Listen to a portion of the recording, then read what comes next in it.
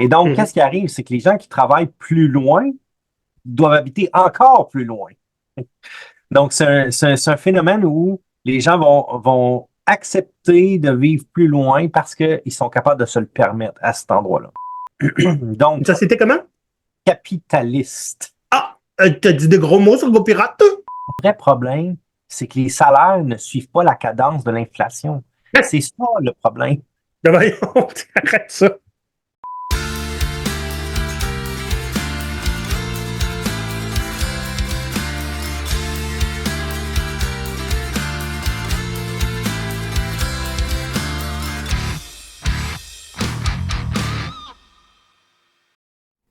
Cet épisode est une présentation de Kanban Québec, le Kanban en français.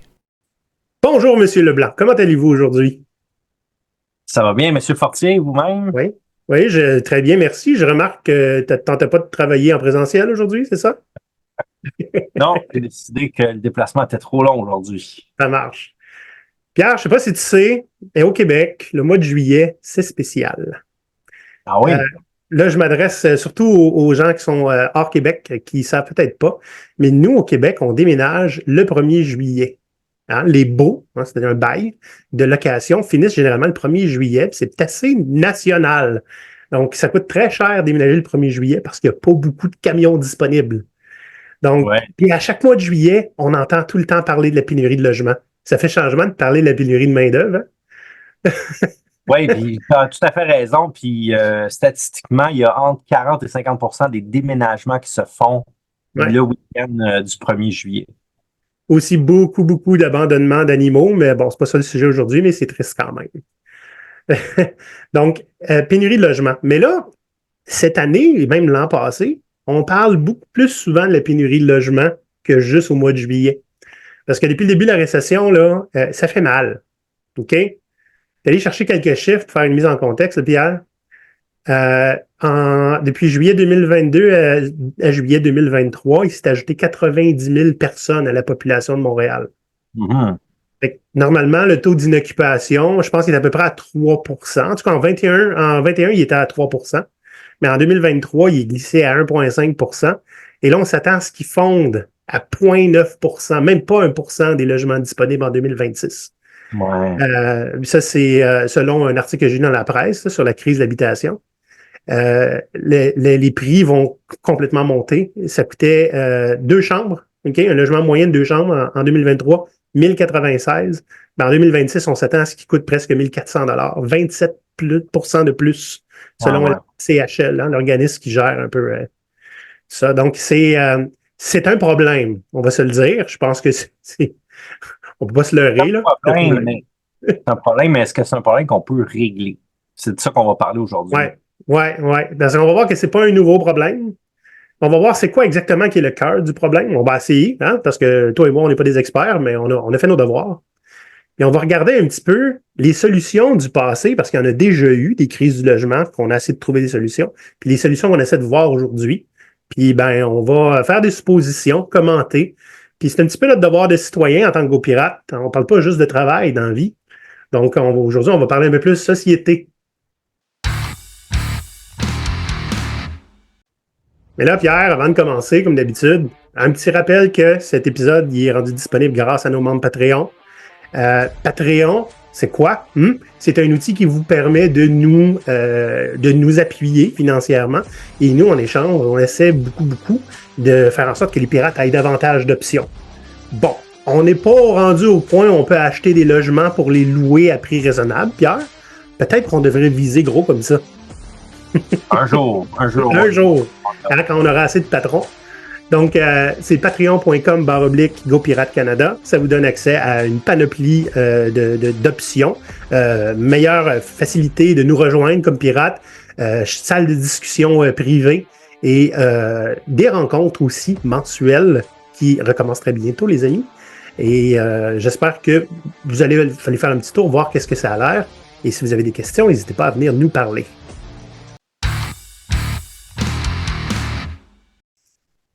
Bon, Pierre, le vif du sujet. On s'est préparé pour cet épisode-là et tu as trouvé un excellent petit documentaire que je me suis tapé hier Ouais. J'ai trouvé ça génial. Ça s'appelait La chasse au logis. Puis c'est un documentaire slash publicité du temps de la guerre. Hein? Tu sais, Ouais. comme on voit dans les films, là, c'était projeté dans les salles de cinéma.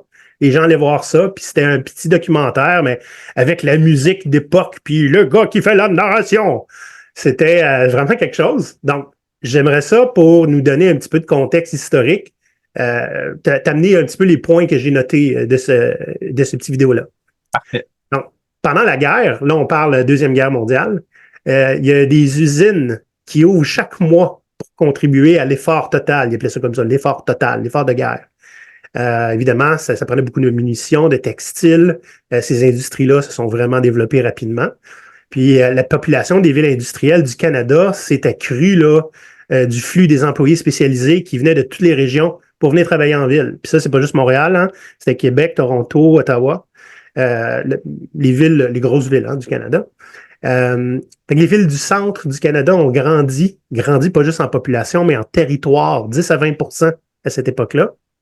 Puis chaque soir, il y avait des milliers d'ouvriers qui émergeaient des usines. Il n'y avait pas exactement des endroits où se loger. Puis les zones de taudis étaient de plus en plus grouillantes. Hein? Il y avait même dans un article qui était relié à ce documentaire-là, une photo d'un taudis d'un quartier ici, pas très loin, à Longueuil, de l'époque où on voyait que les gens s'installaient là, puis avec des cabanes à moitié défaites. Donc, ça faisait un peu dur. C'était difficile. En 1941, le gouvernement fédéral a créé le Wartime Housing Limited. Mhm. Les linguistes, à cette époque-là, c'était pas populaire. Donc, c'est une compagnie d'État pour gérer les logements temporaires construits avec des matériaux qui étaient non essentiels à proximité des usines. Ça, c'était, dans le fond, c'était une flotte de travailleurs de la construction ou de tous les horizons, hein, ceux qui étaient capables de se débrouiller avec leurs mains. En moins de 36 heures, ils étaient capables de monter un logis de guerre du plancher jusqu'au toit. Qu'est-ce que c'est un logis de guerre? Si vous êtes passé par Montréal, il y a certains quartiers où ce qu'on retrouve encore de ces petites maisons-là de vétérans. Hein, une petite maison qui était un petit peu carrée avec une corniche pointue, de couleur unique. Ça existe encore. Puis, il y en a encore qui en achètent. Ça se trouve, je pense notamment à Saint-Michel et près de la base militaire, là, plus au sud de Montréal. Là. Donc, c'est un petit peu ça qui est arrivé. Là, j'ai continué. Ça, c'était le vidéo, Pierre. Il parlait aussi de comment il construisait. Là, c'était moins intéressant. Continuer mes recherches. En 1940, j'ai trouvé que le gouvernement fédéral, à l'époque, puisqu'il y avait une très grande pénurie de logements, avait décrété un gel des prix des loyers pendant 6 ans. C'est quand même intense. 6 ans, tu ne peux pas augmenter ton loyer. Puis, c'est ça, ils ont construit 60 000 maisonnettes identiques, rapides à fabriquer, faciles à installer. Ça coûtait 30 par mois. Je comprends qu'il y a l'inflation, Pierre, mais 30 par mois, ça avait l'air raisonnable même à l'époque. Donc, Ben, pour ajouter un peu à ce contexte-là, donc c'est ça, les Deuxième Guerre mondiale, 39-45. Bon, évidemment, côté français, la France était envahie par l'Allemagne nazie. Le Canada faisait partie de l'Empire britannique, si on veut. Donc, notre effort de guerre, en fait, le Canada était bien situé pour usiner de l'équipement, pour aider l'Angleterre. Donc, c'est un peu un effort commun. Et donc, ces jeunes hommes qui sont partis à la guerre, ben, évidemment, partaient peut-être d'un foyer familial parce qu'ils étaient relativement jeunes adultes. Ils n'avaient peut-être pas encore, ils n'étaient pas rendus à vivre d'eux-mêmes ou de se marier. Mais au retour de la guerre, en 45, quand la guerre s'est terminée, ben, ces hommes-là sont revenus. Ils avaient gagné de l'argent suite à leur effort. Et peut-être voulaient se marier et acheter un logis, un foyer.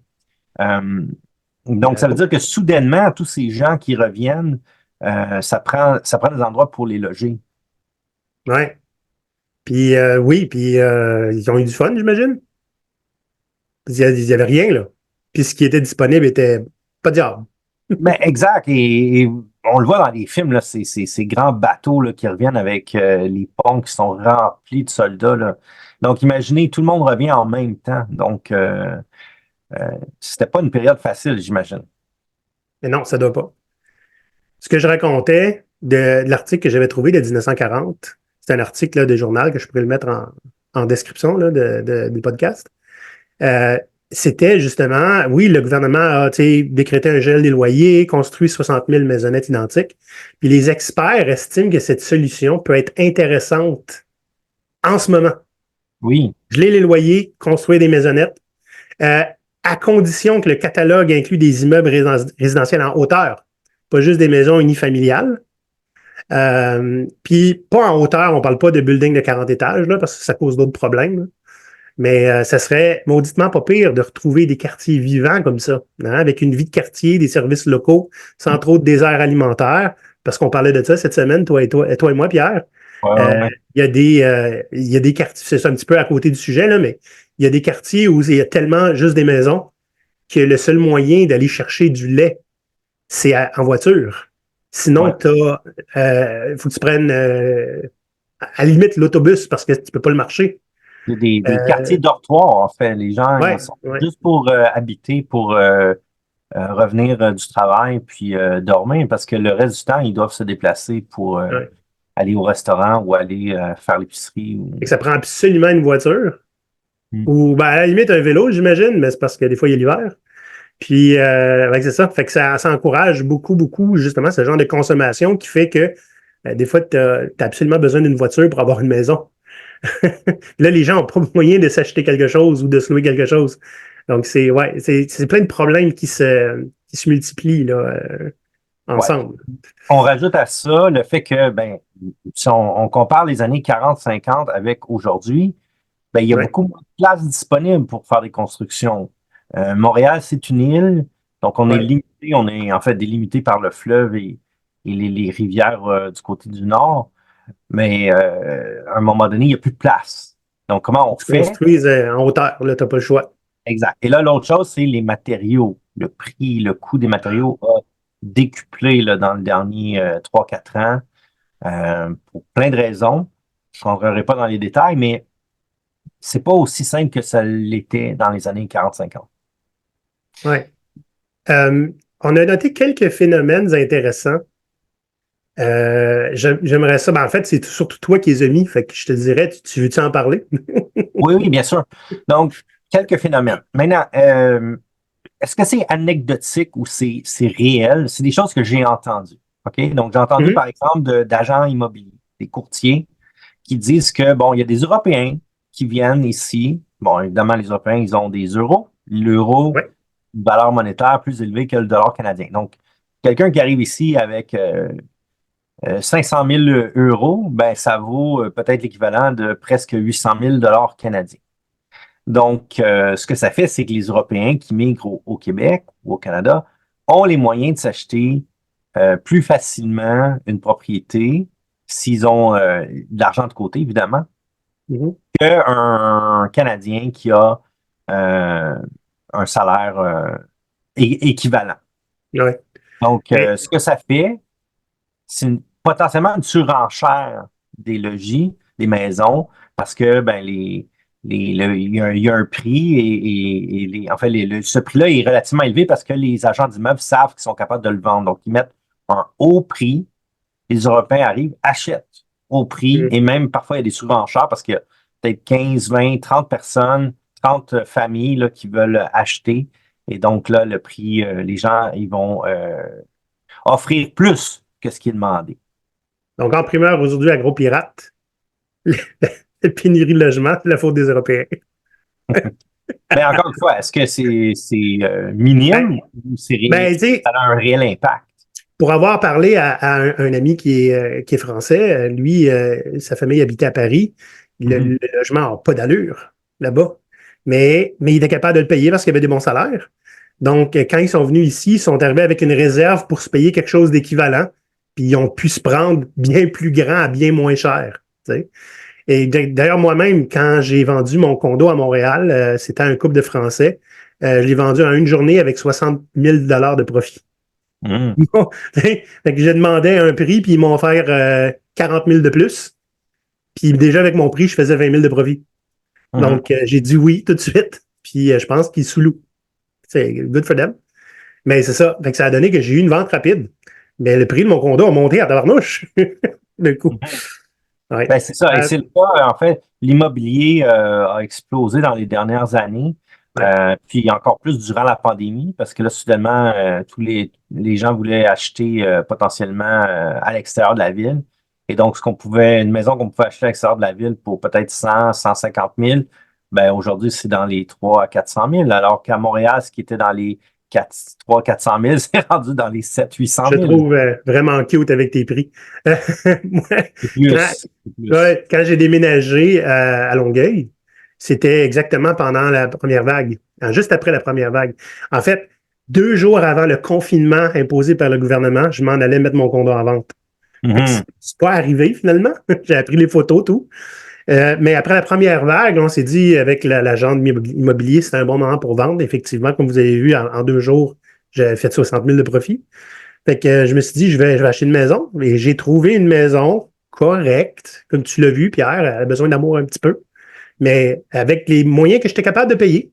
Mhm. Mais aujourd'hui, puis là, j'ai mis de l'argent là-dessus, mais même si personne n'avait touché à rien, aujourd'hui, probablement que je ne serais pas capable d'acheter. Elle vaut Ouais. probablement 100 ou 150 000 de plus que ce que je l'ai acheté en 2021. Exact. Donc, les prix Ouais. augmentent plus rapidement que les salaires. Ouais. Puis ça, moi, je suis privilégié. J'ai une maison. Mais il y en a qui ont des appartements et qui n'ont pas cette option-là. Là. Exact. Ouais. Un autre Dans, phénomène ouais. que j'ai déjà discuté et c'est un peu relativement commun, là. Montréal n'est pas unique. Les gens habitent généralement loin du centre. S'ils travaillent au centre, ça fait un déplacement qui est assez long.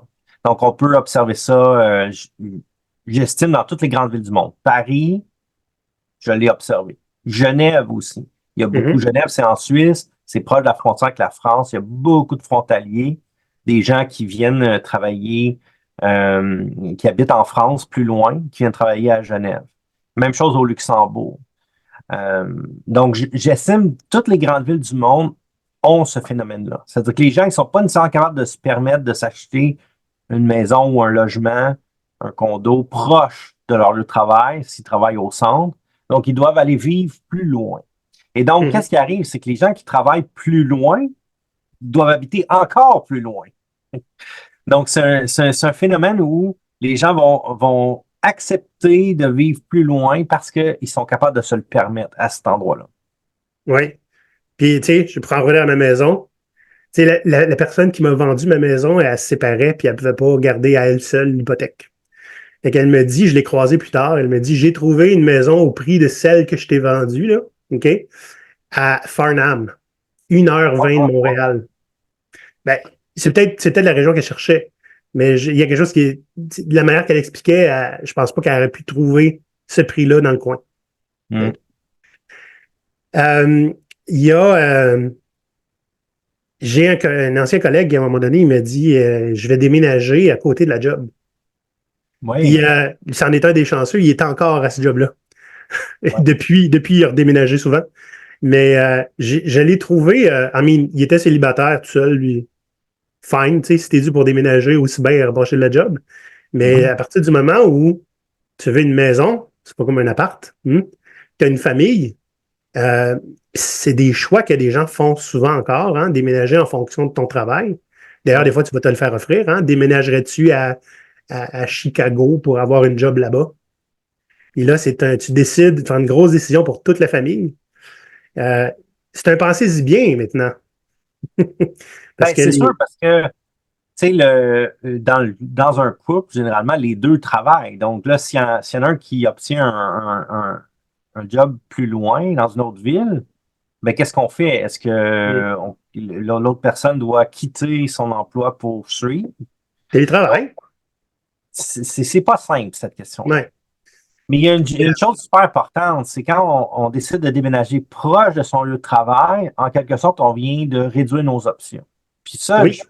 anecdote aussi, je connais quelqu'un, il y a, je dirais, presque 20 ans de ça, un petit peu moins.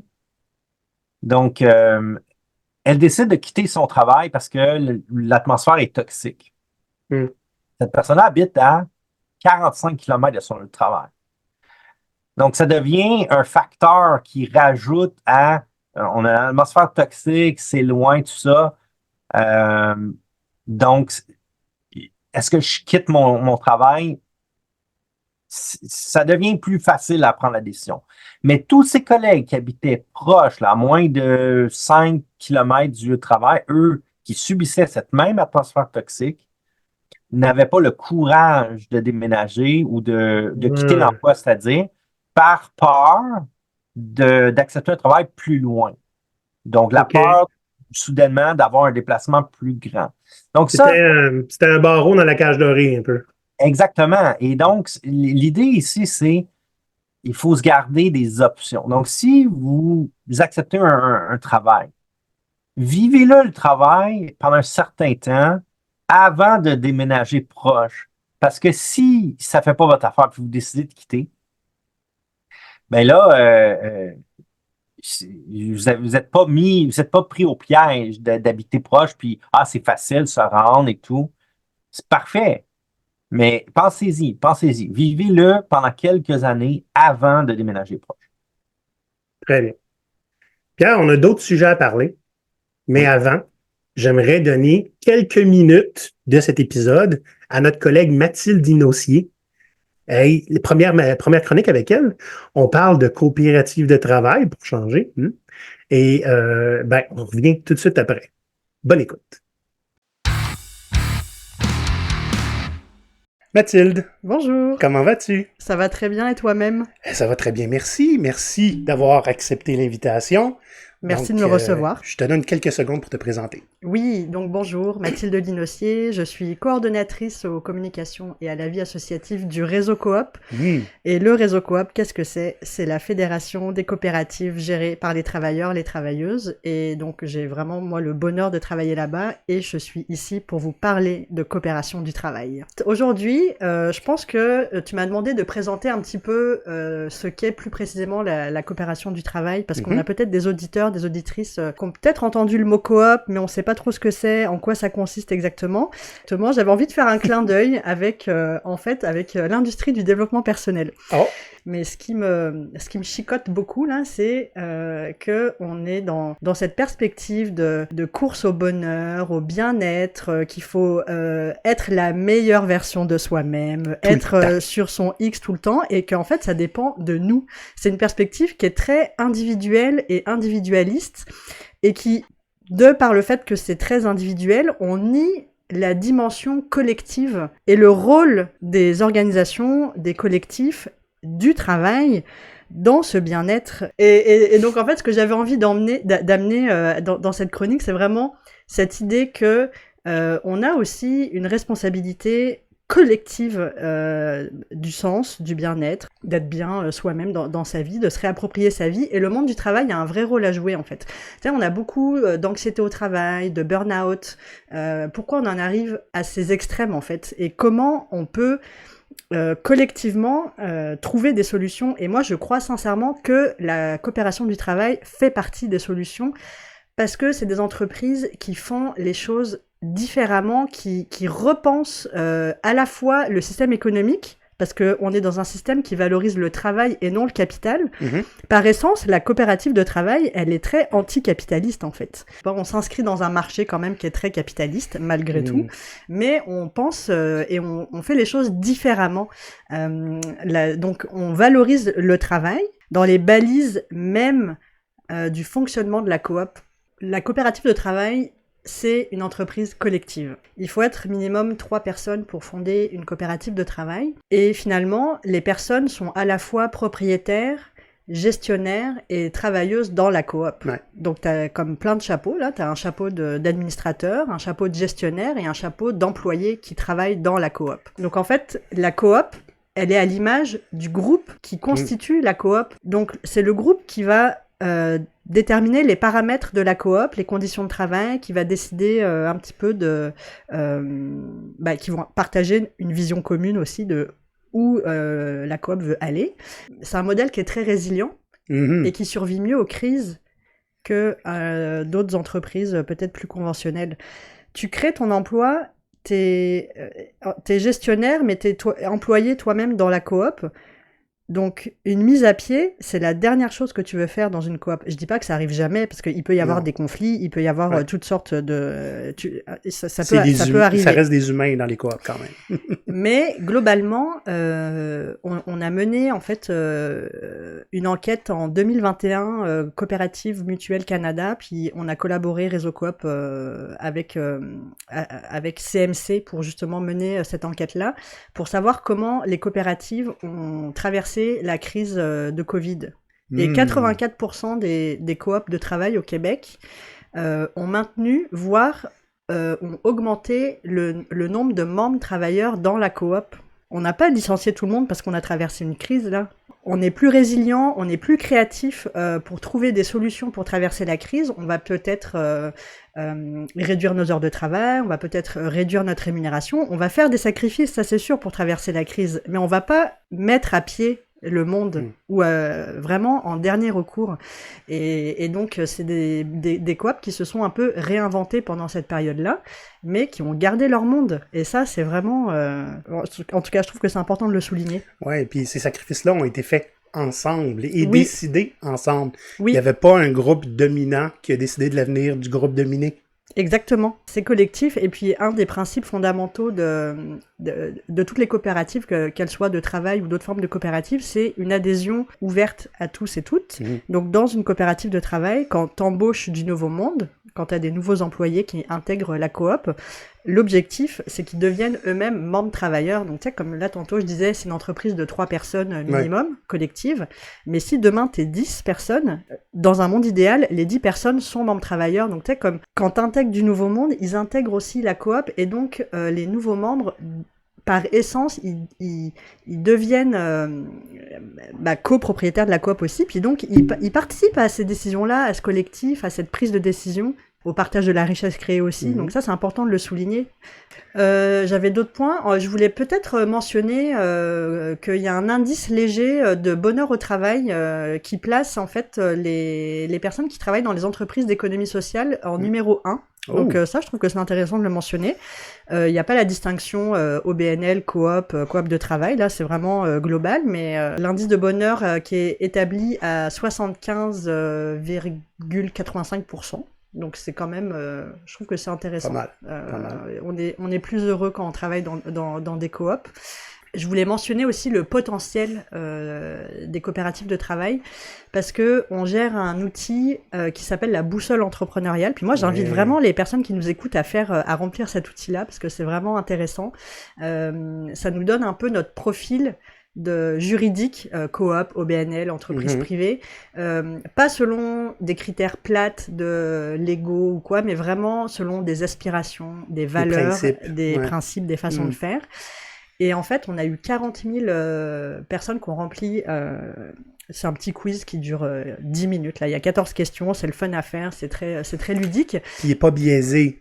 Non. Vous avez vu la collaboration de plein d'autres entités là, pour construire y compris ça. Du privé et tout. Donc c'est pas coop de travail qui va ressortir automatiquement parce qu'on veut pousser l'outil là. C'est un outil qui est neutre.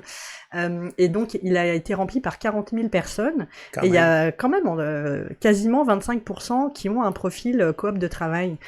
Vous allez bien sûr retrouver le lien de la boussole dans la description de cet épisode. Ben oui, donc ça veut dire que juste avec les personnes qui ont rempli l'outil, on a un potentiel de 8000 travailleurs de coop de travail. Là, c'est énorme. Donc, on a beaucoup de travail à faire pour... Qu'est-ce qu'on fait pour aller les chercher? Pour faire rayonner ce modèle-là, mieux le faire connaître. Ça, c'est clair, parce qu'on est à peu près... il y a peut-être 300 coopératives de travail au Québec. Donc, on a un potentiel qui est absolument extraordinaire. Ben, merci, Mathilde. C'était très gentil d'être venue parler de coopératives de travail. J'ai très hâte à la prochaine chronique. Puis, je te promets... Je vais faire un petit peu mon avocat du diable, là, maintenant. OK. Promis. OK, parfait. C'est pour une prochaine fois. Merci de m'avoir reçu. Bye bye. Bye.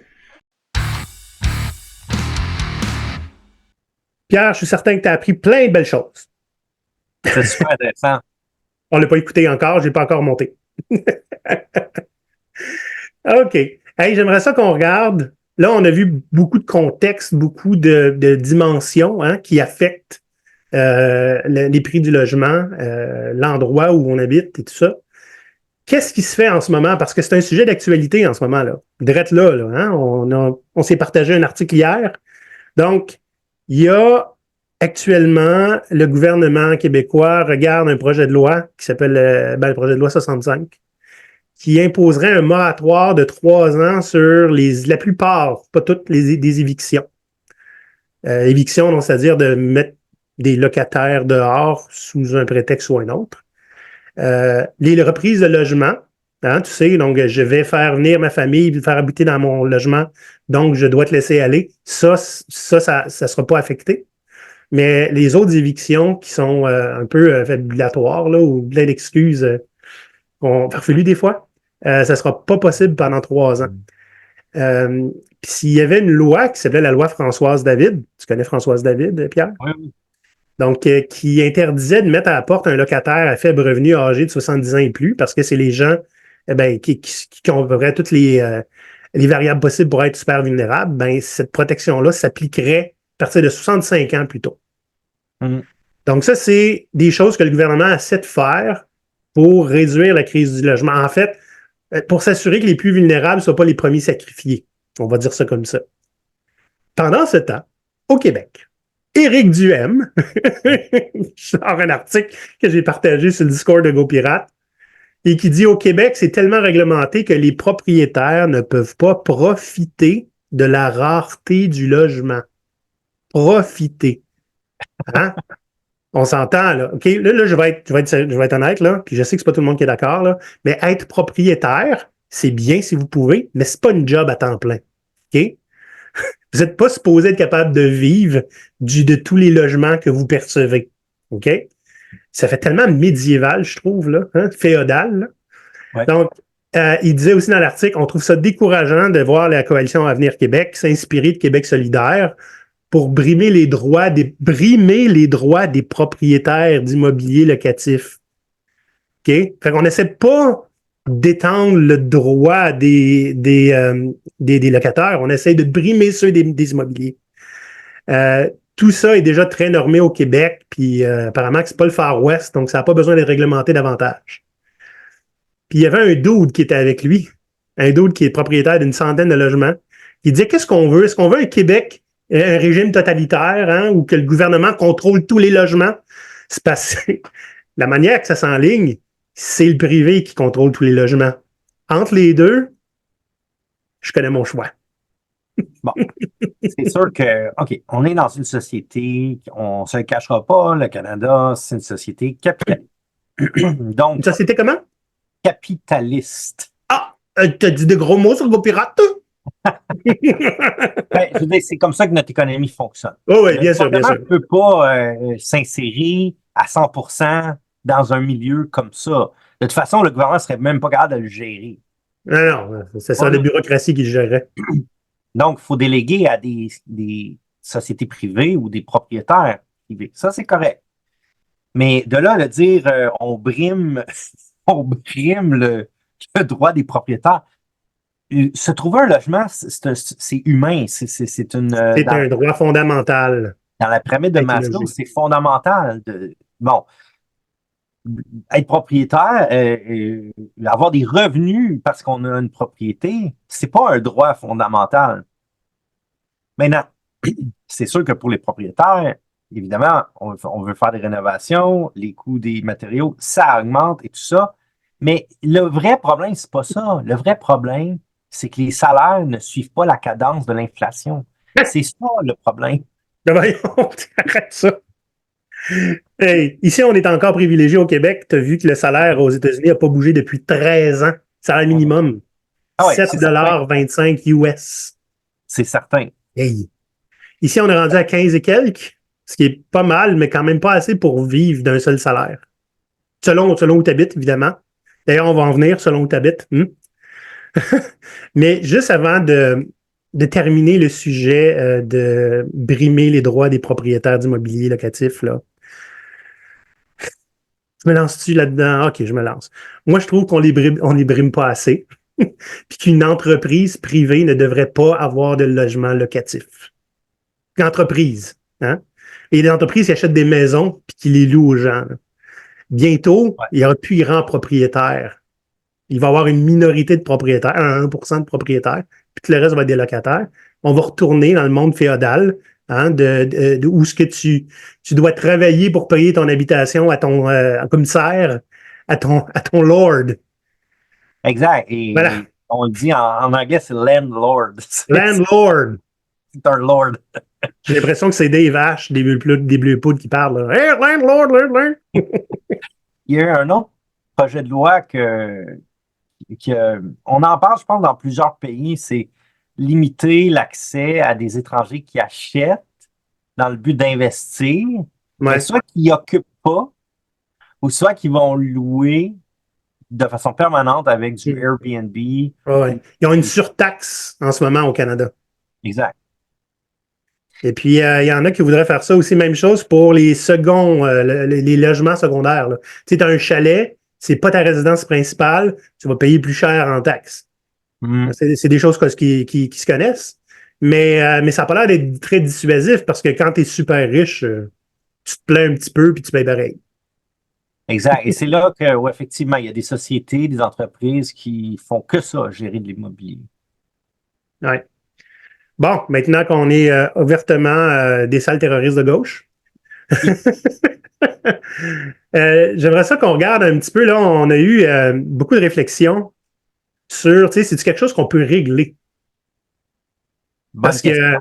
tu sais, je veux dire, il y a plein de tentatives un peu partout dans le monde, mais l'idée, c'est de l'endiguer. Mais est-ce qu'on peut régler ça, faire en sorte que l'accès au logement soit plus un problème permanent? Je ne sais pas, mais on a pris quelques notes. Bon, Je vais te laisser y aller parce que je trouve que tu l'expliques très bien, Pierre. Là. ben, écoutez, moi, mon hypothèse, c'est la suivante. C'est un problème éternel qui va toujours Ouais. revenir. On l'a vu dans les années 30, 40, 50, et dans toutes les périodes, ce problème-là revient avec peut-être une difficulté plus ou moins grande. Là, aujourd'hui, on dit euh, l'immigration, la croissance de la population est plus rapide que la construction des maisons. Beaucoup de promoteurs immobiliers vont plutôt aller vers la construction de condos. Mhm. Les gens doivent acheter ce condo-là, mais la densité, c'est sûr qu'elle n'est pas très grande. Quand on fait un immeuble à condo, il y a peut-être 6, 12 logements. Euh, c'est relativement faible. Donc là, on dit, on va subventionner, on va aider les promoteurs à construire plus, plus, plus. Est-ce que c'est vraiment ça la solution? Parce que pourquoi vous voulez habiter là où vous voulez habiter? C'est une ville, c'est une région où peut-être vous êtes proche de votre travail. Vous arrivez là, mais c'est sûr que c'est plein déjà. C'est normal. C'est normal. Il y a pas de logement vide. Imaginez, il y a des logements vides dans cet endroit-là. Imaginez qu'il y a une grande disponibilité de logements. Genre comme à Détroit, là. Ouais.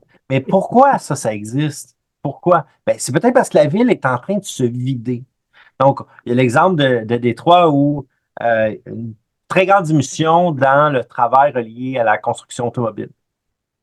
On Hein? peut penser à des villes minières aussi. Une fois que Ouais, ouais. la mine est exploitée, les gens s'en vont. Et donc, Ben, il y a euh, des villes qui ferment, Pierre. carrément. Ouais. Mais logiquement, là, est-ce que vous voulez déménager un endroit qui est en train de se vider? C'est disponible, mais c'est peut-être Ah pas ouais. là que Il n'y aura vous. pas de job. Il n'y aura pas de job, effectivement. Ou un jour, il n'y aura plus de service. Parce Ouais. que si la population diminue trop rapidement, la ville n'est pas capable de subvenir à ses besoins, c'est-à-dire d'être capable de livrer tous les services. Maintenant, un autre point. Imaginez qu'on construit d'avance des quartiers entiers, ou peut-être même des villes entières. Eh bien, sachez que ça se fait en Chine. Ça s'est fait. Ils ont créé des villes à partir de zéro. Là. Ils ont dit, OK, ici, là, c'est vide, là, on va construire une ville. Qu'est-ce que ça a donné? C'est des tours, là. Des Des tours. tours d'habitation immenses. Ouais. Ça ressemble au Limbo dans Inception. Oui, exact. Il n'y a Exact. rien. Il n'y a rien. Il n'y a rien, là. C'est vide, vide, vide. Ben, exact. Parce que là, ils ont construit tous les immeubles. Ben, il n'y a personne qui va s'installer là. Parce que, et voulez-vous être les premiers à vous installer dans une ville qui est vide, qui n'a pas de restaurant, pas de service? Non. Donc, ce n'est pas une solution non plus. Donc, construire trop rapidement, trop d'avance, c'est se tirer dans le pied. Donc, Ça prend une la demande. solution au niveau de construction, ça serait d'avoir un flot de construction qui est aussi rapide que le flot d'arrivée des migrants ou des gens qui veulent s'installer là. Oui, Et mais là, c'est il y a une pénurie de main-d'œuvre en construction, Pierre. Fait exact. qu'on est mal pris. Oui, exact, on est mal pris. Donc, si on n'est pas capable de régler ça, la fluidité dans la construction et l'arrivée des gens pour qu'on ait une cadence qui est équivalente, c'est quoi les autres options? Habiter dans notre char. Donc, j'ai réfléchi avec toi, on en a parlé dans les derniers jours, quelques éléments. Ce qui pourrait vraiment aider, c'est d'abord et avant tout la flexibilité dans le lieu de travail. Donc là, on parle de télétravail, entre autres. Mais oui. Un autre élément important, ça serait la décentralisation des lieux de travail. Donc, Oui. les entreprises, au lieu d'avoir une seule tour à bureau au centre, pourquoi pas avoir des bureaux satellites dans les régions pour rapprocher les gens de leur lieu de travail. Olivier, je te pose la question. Imagine Ouais. si ton bureau là, était à 10 minutes de chez toi. Est-ce que tu irais plus souvent? J'irai en vélo. Avec plaisir. Ben Versus oui, une heure c'est et sûr. demie de déplacement. Ben, c'est ça. Mais, tu sais, je t'avais raconté, avant même la pandémie, en 2019, mon employeur de l'époque, on avait la difficulté à trouver des programmeurs qui programmaient le langage qu'on utilise, puis qui étaient tu sais, très, très bons, puis qui pouvaient aussi accepter un salaire qu'on était capable de donner. Parce qu'on n'était pas capable de donner des 250 000 par année, là, nous autres, on était une PME. Donc, il y a eu des discussions d'ouvrir des bureaux satellites à Saguenay, à Québec, Oui, juste pour que les gens puissent être ensemble là-bas, puis qu'on puisse aussi aller chercher des talents qui sont juste pas dans la région, tu sais. oui. Donc, c'était assez intéressant pour ça. Ben, j'ai connu une entreprise il y a quelques années en arrière, située à Laval. Donc, pour ceux qui ne savent pas, Laval, c'est une ville juste au nord de Montréal. Il y a des ponts à traverser pour se rendre. Ouais. Et les jeunes qui habitent Montréal en informatique ne voulaient même pas aller travailler pour eux parce qu'ils connaissent pas Laval, ils veulent pas, ils voulaient pas se déplacer, même si c'est un court trajet là, de peut-être 10 kilomètres avec soit les transports en commun ou en voiture, c'est même à l'envers du trafic régulier. Juste te conter une anecdote. Vas-y. J'ai connu, j'avais un ami du cégep qui il habitait à Longueuil, comme moi, et son travail était à Montréal. Et tout d'un coup, son lieu de travail, ils ont déménagé à Laval. Ah Peux-tu oui. dire qu'ils ont perdu du monde dans ta bouche? C'est ça l'anecdote. Il y avait plein de monde qui était Donc, à c'est ça, Montréal, qui était tout décentraliser. près. Puis finalement, du jour au lendemain, ils ont besoin de s'acheter une voiture, parce qu'il n'y avait pas de métro qui allait à Laval à l'époque. Ben oui. C'était une mauvaise décision. Ben, c'est pas simple parce que même en transport en commun, les déplacements sont longs. Hein. Même Ah oui, moi-même, ah oui. il y a plusieurs années en arrière, je me souviens très bien, j'habitais à un endroit de la ville, je devais me déplacer, c'était seulement 12 kilomètres de distance là, en voiture. Mais en Hmm. transport en commun, ça me prenait entre 1 heure et quart, 1 heure et demie pour me rendre. Ouais. Même chose quand je travaillais à Ville-Saint-Laurent, j'étais en Saint-Michel. C'était 16 kilomètres, puis c'était 1 heure et demie. Hmm. Et ça me prenait moins de temps y aller en vélo. Hey, Pierre, on n'a pas réglé le problème. Je suis un peu déçu. Qu'est-ce qu'on fait? Ben, je pense que c'est pas un problème qu'on peut régler avec une loi ou avec On peut euh, aider.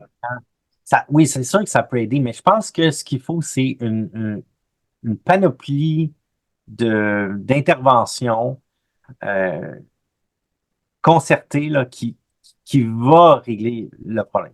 Oui, la construction, mais il faut amener une fluidité dans cette construction-là. Oui, oui. T'as pas plugué flux tiré, là. Tu peux le plugger du Kanban avec cette affaire-là, là.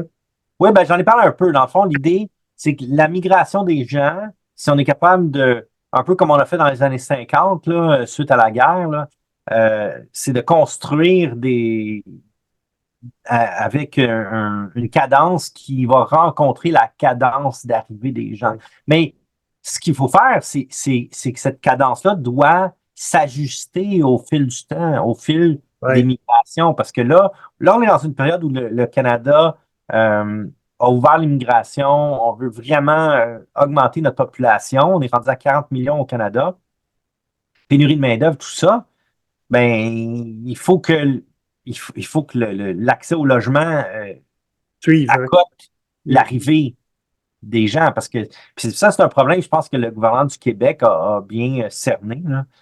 C'est beau de dire on accueille, on accueille, on accueille, mais il faut les loger, ces gens-là. Ah ouais.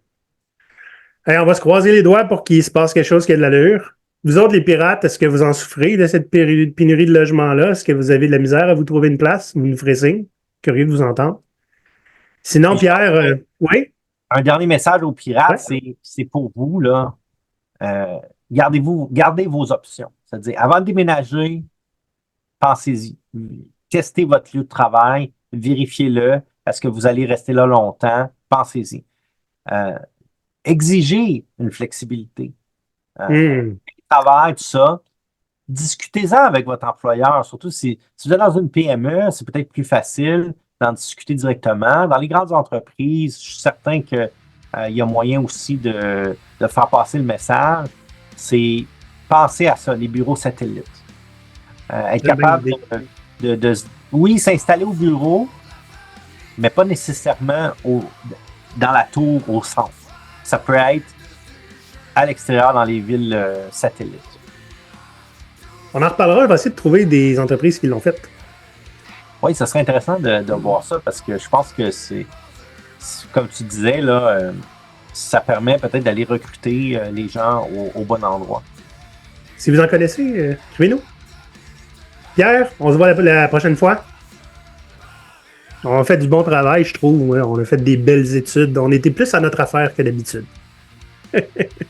Alors, si vous avez apprécié, on fait un live, on s'abonne à la chaîne. On va voir patreon.com/GoPirateCanada. Ou bien vous venez nous écrire des insultes. All right? Oui. On est prêts. À très bientôt. À bientôt, Olivier. Bye.